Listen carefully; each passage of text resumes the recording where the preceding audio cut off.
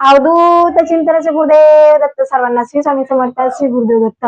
तो होळीच्या दिवसापासून काय सेवा करायच्या, म्हणजे किती दिवस सेवा करायच्या. जर कोणाचं लग्न जमत नसेल, कोणाचा विवाह जुळत नसेल, कोणाचा विवाहाचा योग नसेल, तर त्या लोकांनी कोणती सेवा करावी हे आज आपण पाहणार आहोत. तर आपल्याला होळीचा दिवस खूप चांगला दिवस आहे. या दिवसापासून आपल्याला सेवा करायची आहे.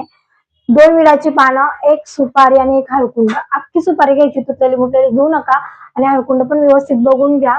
आणि विडाची पानं पण किडलेली मिळलेली घेऊ नका, व्यवस्थित बघून घ्या. सगळ्या वस्तू छान अशा बघून घ्या. आणि त्या संध्याकाळी प्रदोष समयात महादेवांच्या पिंडीवरती आपल्याला अर्पण करायचे आहे आणि आपली प्रार्थना महादेवांना करायची आहे.